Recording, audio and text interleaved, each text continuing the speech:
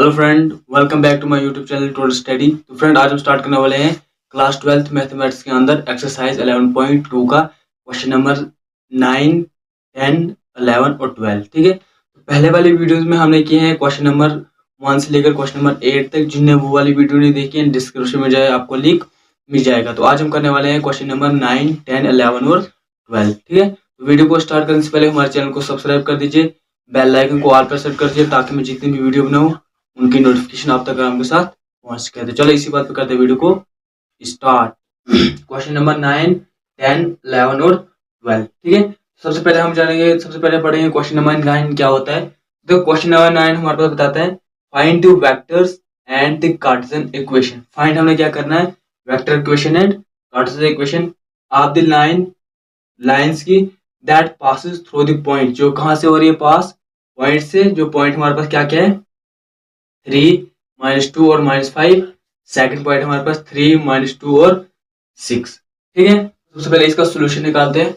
देखो, सोल्यूशन में सबसे पहले हम गिवन निकालते हैं जो हमारे पास दिया हुआ होता है। तो देखो, गिवन गिवन हमारे पास क्या है यहाँ पे, the line that passes through the points a और बी। ठीक है, द लाइन पासेस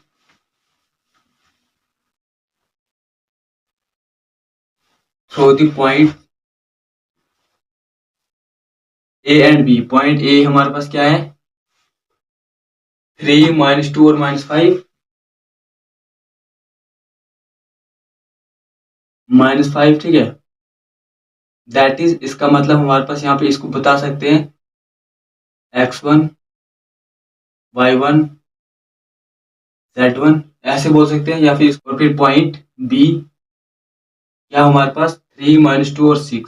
3, -2 और फिर 6, दैट इज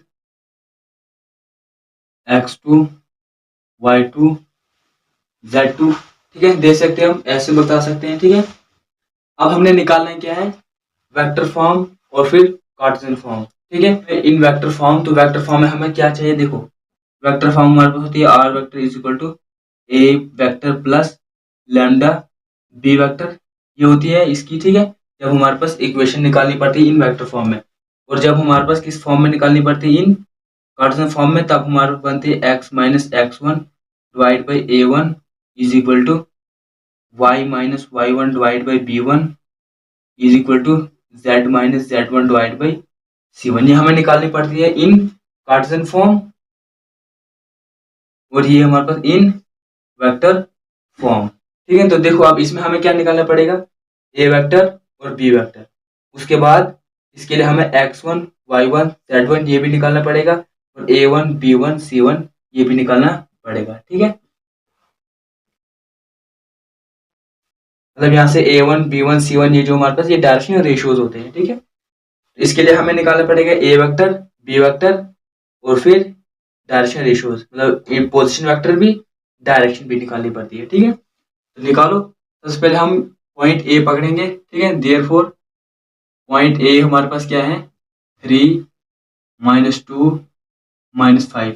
ये जो पॉइंट ए ये हमारे पास पोजीशन वेक्टर क्या है, पोजीशन वेक्टर। ये देखो, ये हमारे पास लाइन बन रही है। ठीक है, ये आ गया ए पॉइंट, ये आ गया बी पॉइंट। ए पॉइंट की डायरेक्शन, ए पॉइंट के पॉइंट क्या हमारे पास 3, -2 और फिर -5, और बी के हमारे पास क्या है यहाँ पे, बी पॉइंट की हमारे पास 3, -2 और फिर 6। ठीक है, ये जो है ये इसकी डायरेक्शन है। ठीक है, बी की डायरेक्शन हमारे पास, यहाँ पे ये पोजीशन स्टार्ट यहाँ से हो रहा है, पोजीशन वेक्टर। ठीक है, इसके वेक्टर यहाँ पे ए वेक्टर निकालना पड़ेगा। ठीक है, ये आ गया इसका पॉइंट, ये पोजीशन वेक्टर निकालो, इट्स पोजीशन वेक्टर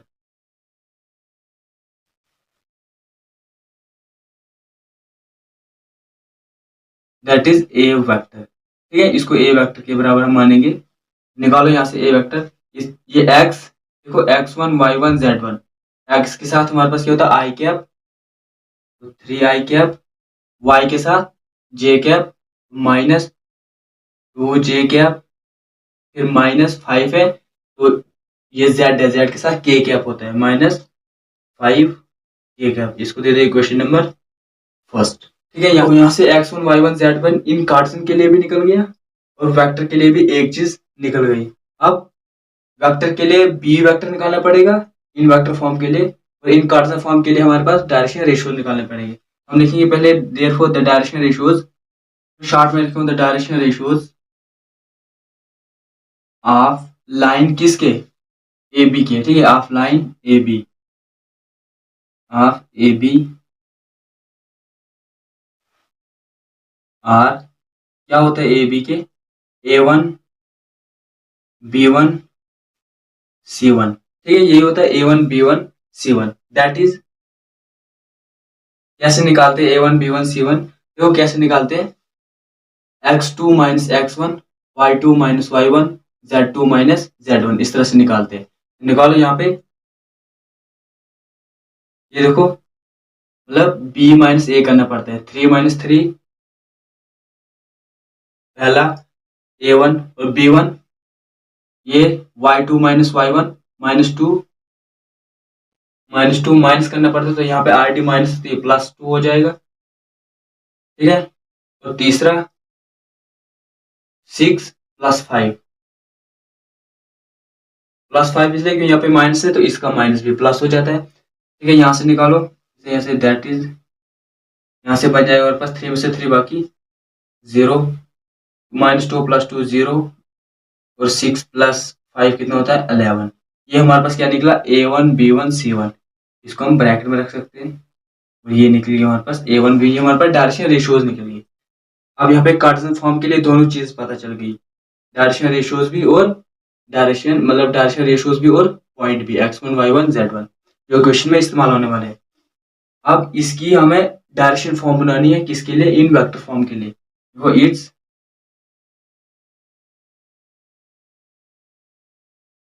डायरेक्शन नाम रखेंगे हम बी वेक्टर। किससे, बी वेक्टर से निकालते हैं। ये देखो x y z, इसका मतलब 0 i cap plus 0 j cap plus 11 k cap is equal to, यहाँ से सीधा 11 k कैप बन गया, बाकी सारा 0 हो गया, तो यहाँ से बी वेक्टर भी निकल गया। इसको दे दो इक्वेशन नंबर सेकंड। सिंपल, आप इन वेक्टर फॉर्म निकालो, इन कार्टेशियन फॉर्म निकालो, इक्वेशन बन जाएगी। पहला इन vector form,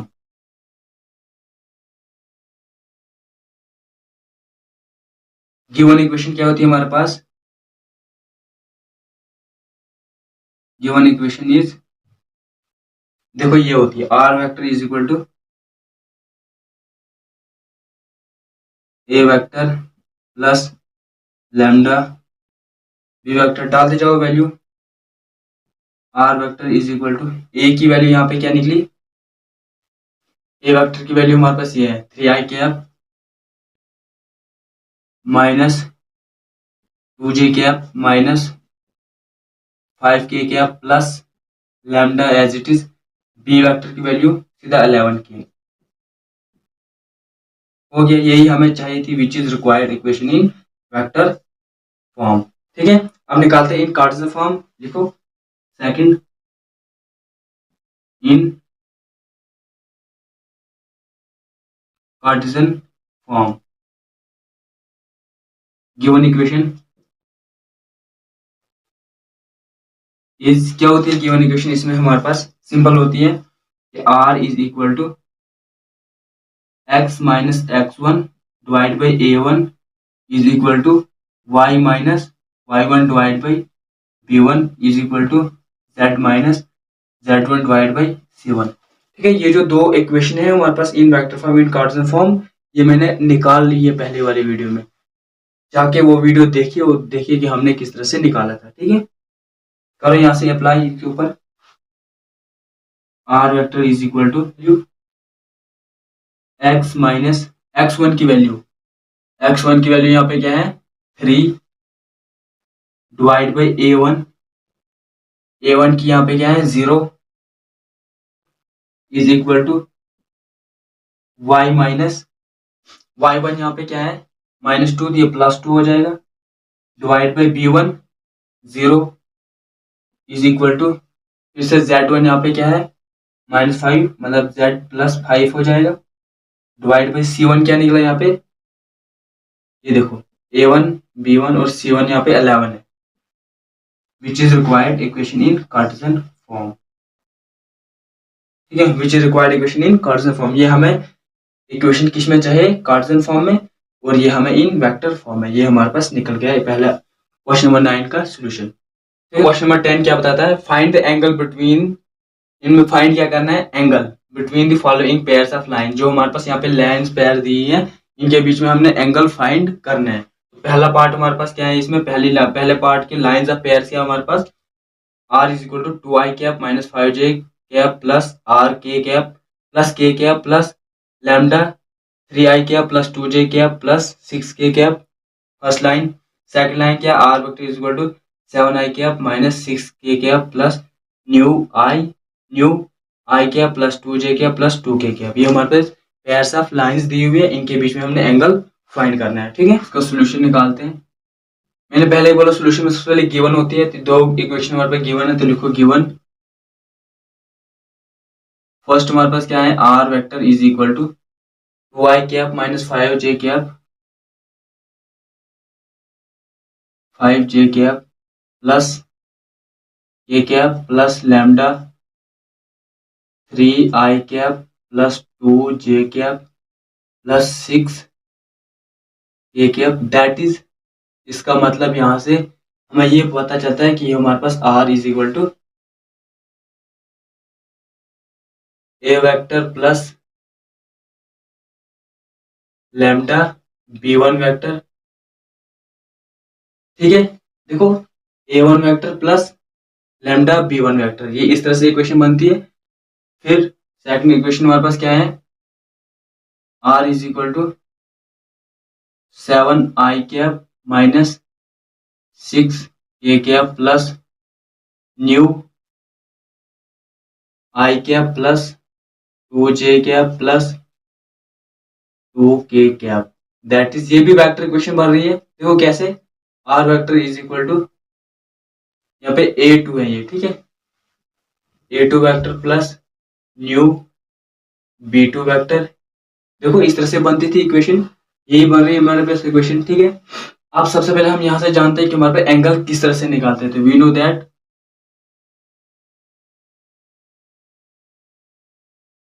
the angle between two pairs of lines are,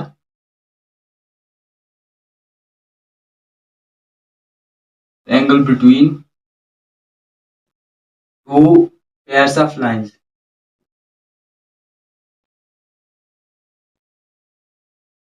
are, इस तरह से निकाल देते, simple cos theta is equal to mod of b1 vector dot b2 vector divide by b1 magnitude dot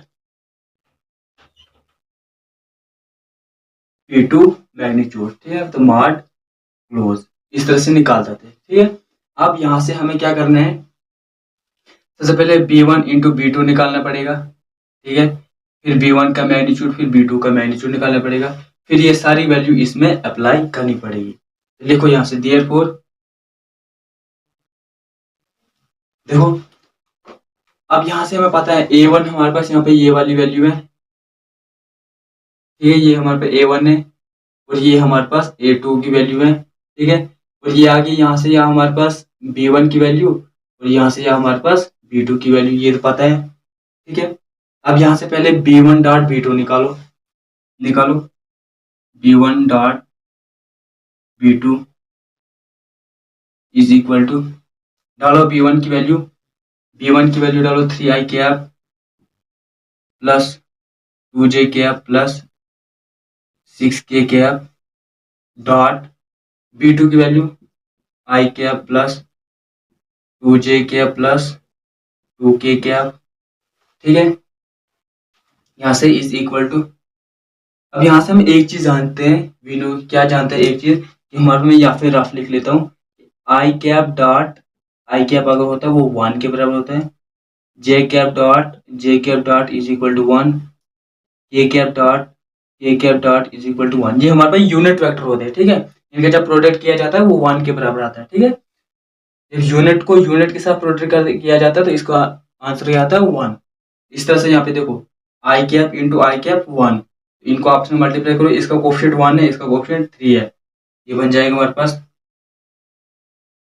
3 multiply by 1, ठीक है, क्योंकि इसके साथ आई इंटू आई वो 1 ऑलरेडी हो जाता है, प्लस जे डॉट जे 1, और यहाँ पे इनका कोफिशिएंट को मल्टीप्लाई करो 2 इंटू 2, फिर से प्लस 6 इंटू 2, तो के इंटू के 1 हो जाता है, यहाँ पे आ जाएगा 6 मल्टीप्लाई बाई 2, ठीक है, इज इक्वल टू यहाँ से क्या बच जाएगा 3 1 3 plus 4 plus 12 is equal to कितना होता है 16 प्लस 3 19, ठीक है। यहाँ से हमारे पास B1 डॉट B2 कितना निकला 19। अब magnitude of B1 magnitude of B2 निकालना है, निकालो, ब्लाइज दैट, यहाँ पे निकालते हैं B1 मैग्नीट्यूड, ठीक है, इज इक्वल टू, देखो कैसे निकालते हैं, उसके लिए रूट लेना पड़ता है, रूट A1 का स्क्वायर प्लस B1 का स्क्वायर प्लस C1 का स्क्वायर, ठीक है, इज इक्वल टू ये लेना पड़ता है A1 का स्क्वायर प्लस B1 का स्क्वायर प्लस C1 का स्क्वायर, जब भी मैग्नीट्यूड निकालते हैं रूट लगाना पड़ता है, ठीक है। B1 का हमारे पास ये तीनों क्या चाहिए, ये तीनों कोऑर्डिनेट्स हमें चाहिए, तो B1 का कोऑर्डिनेट्स अभी निकाला हमने, देखो ये हमारे पास B1 है, ये हमारे पास B2 है, B1 का कोऑर्डिनेट्स यहाँ पे A है, ये A, ये B और ये C, A1 B1 C1, यहाँ पे डालते जाओ वैल्यू, रूट A1 की वैल्यू हमारे पास यहाँ पे 3 का स्क्वायर, ठीक है, प्लस 2 का स्क्वायर प्लस 6 का स्क्वायर इज इक्वल टू आगे क्या बन जाएगा, root 3 3 9 plus 2 2 4 plus 6 36 is equal to root कितना बनेगा 36 प्लस 4 40 और ये बना 49 इज इक्वल टू रूट 49 क्या होता है हमारे पास 7 7 7 49 हो गया। फिर इस तरह से B2 निकालो, इज इक्वल टू सेम वही रूट A2 का स्क्वायर प्लस B2 का स्क्वायर प्लस C2 का स्क्वायर इज इक्वल टू, निकाला है B1 मतलब B2 का, ये हमारे पास A2 का स्क्वायर A2 B2 C2, ठीक है, यहाँ पे क्या आएगा रूट 1 का स्क्वायर प्लस 2 का स्क्वायर प्लस 2 का square is equal to root, ठीक है, यहाँ से वैल्यू उठाई हमने 1 का square 1 plus 4 plus 4 is equal to यहाँ से कितना हो जाएगा, ये आएगा हमारे पास रूट 9 इज इक्वल टू 3, यहाँ से कितनी निकली हमारे पास 3, इसको दे दो equation number first, substitute all the value,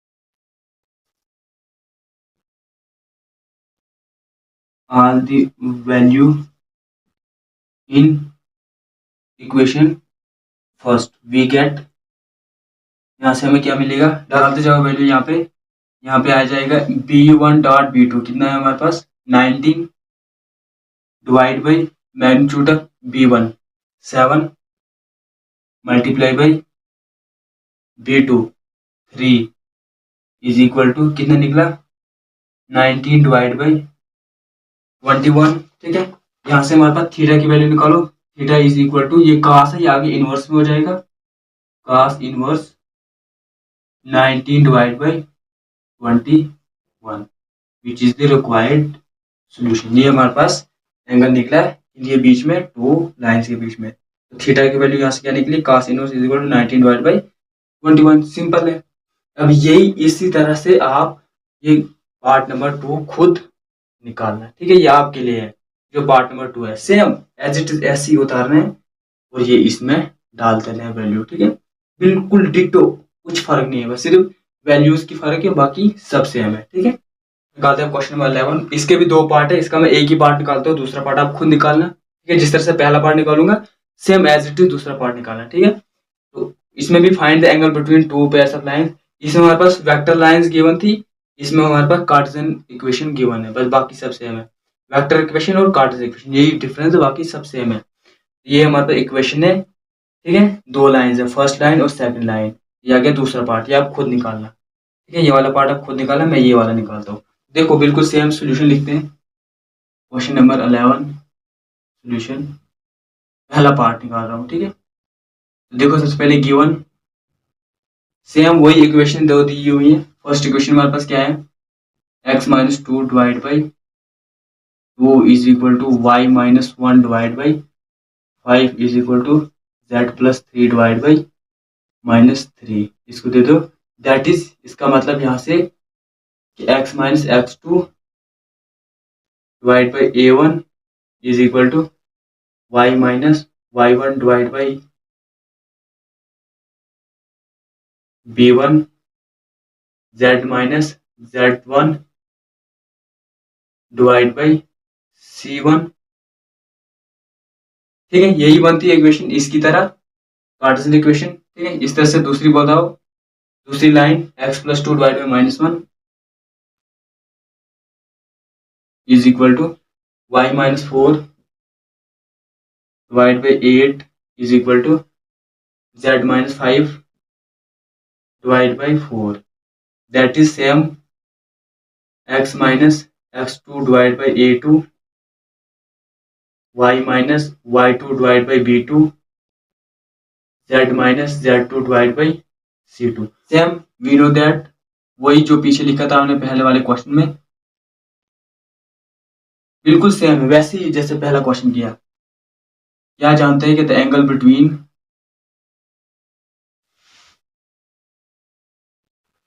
to pairs of line, angle between pairs of lines, ठीक है।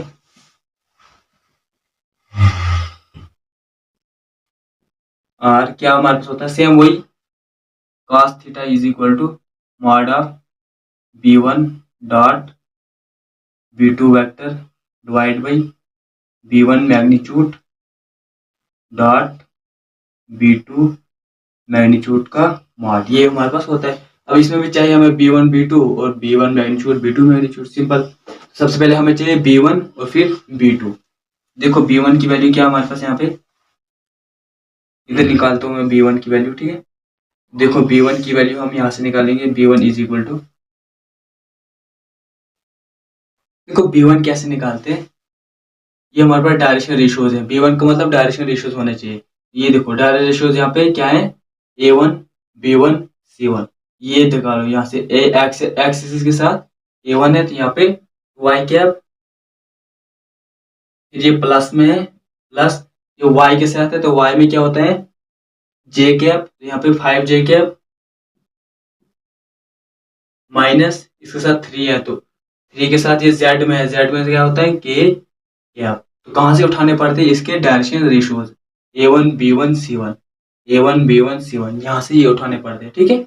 बी वन की वैल्यू और बी टू की वैल्यू सेम यही, हर एक क्वेश्चन में इसी तरह से निकालने पड़ते हैं। यहाँ से a two b two c two, तो इसके साथ कंपेयर करो, ए टू यहाँ पे क्या है minus one, minus i cap plus b two eight, y के साथ है तो j cap plus four, z के साथ है के कैप, ठीक है।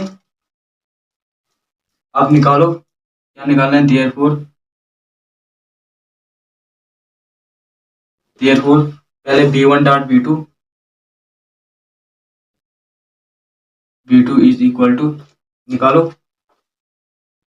To i cap plus five j cap minus three k cap dot minus i cap plus eight j cap plus four k cap. तो इसमें यही दिक्कत है, बस बी वन बी टू जब पता चल गया तो आप ऐसे निकाल सकते हो, ठीक है। तो बी वन बी टू कहाँ से निकालने पड़ते, ए वन बी वन सी वन, यहाँ से इनके नीचे वाले डायरेक्शन रेशियोज, ठीक है। ये निकाले हमने डायरेक्शन रेशियोज, निकालो इसको इज इक्वल टू, अभी बोला मैंने कि आई इंटू आई वन होता है तो यहाँ पे आ जाएगा two into minus one, two dot minus one, ठीक है, plus five dot eight, five dot eight मतलब मल्टीप्लाई, ठीक है, plus j into j one हो जाता है, के इंटू के वन, यहाँ पे आएगा माइनस थ्री डॉट 4, ठीक है, is equal to 2 into 1 minus 2 plus 5 8 जार 40 प्लस माइनस माइनस 3 4 जार 12 इज इक्वल टू, अब इनको प्लस माइनस कर दो, ये बन जाएगा हमारे पास 12 माइनस 8 14, बाकी माइनस 2, ये हो जाता है हमारे पास 26, ठीक है। ले magnitude of a magnitude of b one निकालो।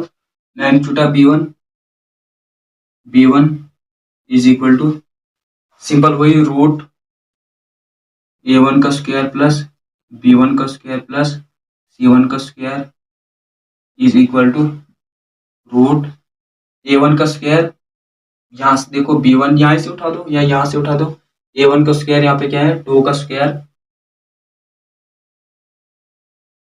प्लस 5 का स्क्वायर प्लस माइनस 3 का square is equal to root 2 का स्क्वायर 4 प्लस 5 का स्क्वायर 25 प्लस माइनस 3 का स्क्वायर 9, क्योंकि माइनस माइनस प्लस हो जाते हैं, इज इक्वल टू रूट देखो 9 प्लस 25 और प्लस 4 कितना होता है, ये हमारे पास रूट 38 बनता है, ठीक है। अब इसके साथ b2 निकालो। b2 magnitude is equal to same a2 का स्क्वायर प्लस b2 का स्क्वायर प्लस c2 का square is equal to root, यहाँ से देखो b2 माइनस 1 का स्क्वायर प्लस 8 का स्क्वायर प्लस 4 का square is equal to root 1 का स्क्वायर 1 प्लस 8 का 64 plus 4 4 16 is equal to root 16 plus 14 plus 1 कितना होता है 81। 81 का स्क्वायर कितना होता है हमारे पास 9, 9 9 81, ठीक है। स्क्वायर जब रूट हटाते हैं तो 9 को मल्टीप्लाई करते हैं, मतलब जो भी आता है अंदर उसको मल्टीप्लाई करना पड़ता है, ठीक है। अब ये सारे वैल्यू इसमें सब्स्टिट्यूट, इसको दे दो इक्वेशन नंबर फर्स्ट, ठीक है, substitute all the value equation first.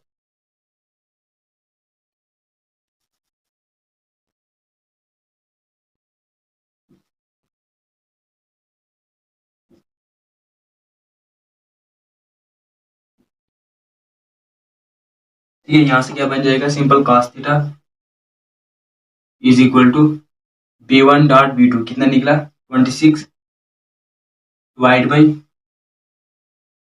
38 और 9 38 लिख सकते हैं हम बराबर, क्योंकि डॉट में B one dot B two multiply आगे पीछे कर सकते हैं हम। यहाँ से थीटा की वैल्यू क्या निकलेगी, थीटा इज इक्वल टू ये cos इधर है यहाँ पे, ठीक है, यहाँ पे ये cos यहाँ पे, तो ये आगे करेंगे रेसिप्रोकल हो जाएगा, तो cos inverse 26 divide by 9 root 38, ये निकल गया हमारे पास थीटा की वैल्यू, यही हमें चाहिए थी इनके बीच में। अगर अब देखो जैसे मैंने यहाँ पे ये बिल्कुल उतारा है ना एज इट इज, मतलब कोई फर्क नहीं, कुछ प्रॉब्लम नहीं है, तो सेम सेकंड में निकालना है, बिल्कुल एज इट इज सेम, ठीक है, सेम उतारना है और निकालना है बस।